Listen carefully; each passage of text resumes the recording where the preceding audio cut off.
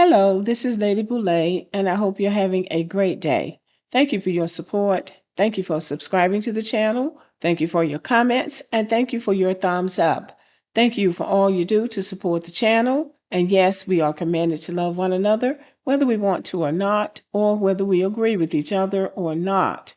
And so now we have gotten to the point now that free speech is being issued out to us based on what the president and his people think. So apparently, Americans can no longer criticize the president. Free speech is a First Amendment right. Freedom of speech is a First Amendment right. But now you can't say anything against the president or anybody that he likes without there being a serious consequence. We have breaking news right now. Donald Trump just made a stunning admission saying that media organizations cannot criticize him, and if they do, they'll face punishment, essentially. A stunning bombshell admission. Speaking on Air Force One to reporters, he said, quote, "When you have a network and you have evening shows and all they do is hit Trump, that's all they do.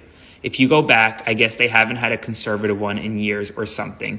When you go back and take a look, all they do is hit Trump. They're licensed. They're not allowed to do that." Donald Trump is essentially saying that media organizations and late night television hosts are not allowed to criticize Donald Trump. Here's the deal. Of course they are. They are allowed to do that.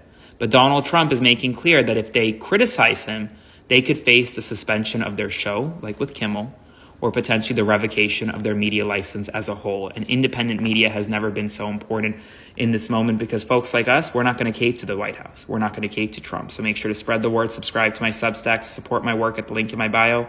Follow along for more. So it looks like the president is trying to control free speech. He can dish it out, but he can't take it. He can't take people criticizing him. And he is absolutely attacking free speech, and not just anybody's free speech. This is the second wealthy, successful white man that he has shut down. First, he got Stephen Colbert, and now Jimmy Kimmel. So I'm curious to see what white people are going to do about this because this is their fight. I know that we're being hurt by what he does. Everybody's being hurt by what he's doing. But this is white people's fight. And I don't know if they're up to it. I don't know whether or not they're up to it. To a certain extent, they act helpless, like they don't know what to do. But now things are happening behind the scenes. He's doing all of this out loud stuff to make it look like he's doing big things and he's really being a big bully. He's doing stuff true enough, but things are also happening to this country that are hurting people. Did you know that China is not fighting back against Donald Trump's tariffs with tariffs? Instead, China is, like Beijing, is blocking U.S. exports like beef, poultry, eggs. So they're blocking them. They cannot be imported into China from the U.S., along with natural gas. So what they're doing is China is implementing trade barriers. So they're no longer ordering products from us, including soybeans. And they are specifically targeting red states like Iowa and Nebraska. These non-tariff moves are pretty genius, I have to say.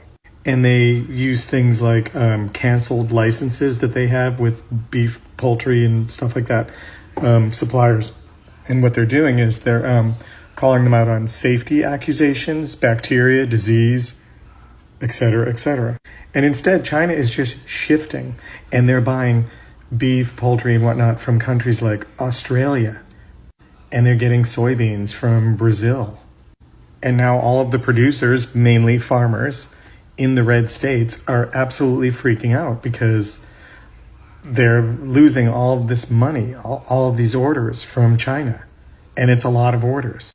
So the unintended consequence of this also would mean that things like egg prices should start dropping. Because if China stops buying eggs, that means these guys are going to have a surplus of eggs. And if they have a surplus of eggs, egg prices should drop.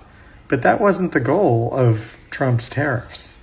But these devastating results, they can cost Trump a lot, including any political support from his base, or just from Republicans and people who voted him into office, and now they're hurting. I read this one thing on the Economic Times that said a guy named Ben Lilliston of the Institute for Agriculture said, a tariff, you can just pay it, but this is a full restriction. So Trump didn't see that one coming. That means no workaround sales, as he points out, just a complete stop to trade in some cases. And many people are asking, could Trump's core states feel the economic heat? And the answer is yes, and they already are. Over 90% of U.S. beef exports to China have stopped. In the same article that I read, it said, why is China targeting Trump's base with trade restrictions? And the answer is because many of the industries being hit, beef, gas, poultry, are based in red states that strongly support Trump. So China they're really playing hardball here. So rather than speak to the American people and acknowledge that this tariff war was a mistake and that they need to go back and rethink that and make some changes, they decide that they're going to send troops to Memphis and New Orleans and Houston or some other place to make it seem like we're really exerting power here. When in fact, American farmers, American producers of food are suffering. They're suffering, and it's only going to get worse if they don't acknowledge that. Maybe they need to go back and modify some of these decisions that they've made. Also, there's word that he is losing MAGA support because they weren't counting on what's happening now. They weren't counting on having to pay the price for this presidency. They were expecting other people to pay the price, but they weren't expecting to pay the price. But now this is what's being said about MAGA. So here's what Fox News doesn't want you to know. So companies in the United States are taking a huge hit. Let's just focus on BlackRock, okay? The big American finance giant. They just lost $17 billion. Why did they lose $17 billion? Because a giant Dutch pension fund withdrew their investment in BlackRock. Why? Why did they do that? Because BlackRock de-emphasized climate and social justice initiatives to cater to Trump's agenda. And then this pissed off the Trump administration. Morgan Stanley, another financial giant, just undertook a huge study. They polled a shit ton of individual investors in U.S. companies, and 80% of them said that they want companies like BlackRock and any other companies they choose to invest in to have climate change initiatives. They believe climate change is real. They're upset at all these companies capitulating to this dumbass administration. They believe in climate change. 80% of them. So they're putting their own pressure on companies, withdrawing money, investing elsewhere in companies that have the balls to stand up to this administration. Trump, their administration is not happy.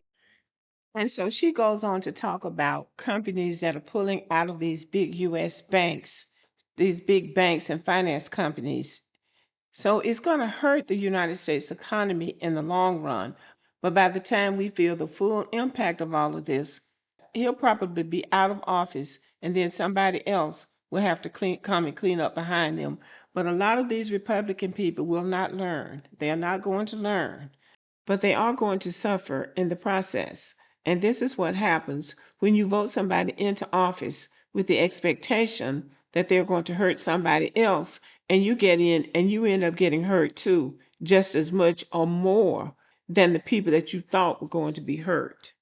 All of the United States trading partners are going to be hurt by what this administration is doing. And by the way, let's wait and see if eggs actually come down. Let's see if the price of eggs come down. But this country is being hurt by this administration. But it's not going to really show up, I don't think, until after he's gone. And then somebody else will get the blame for it, and they'll have to come back and clean up behind him. But right now, he's using pressure, putting pressure basically on the little people, firing people and trying to get people fired from their jobs for saying things that they don't like. So we're in for some rough times, and we knew that. So all we have to do is hunker down, stay prayed up, and have our National Day of Prayer. Okay, y'all, thank you for listening. Let me know what you think about the video, and have a good day.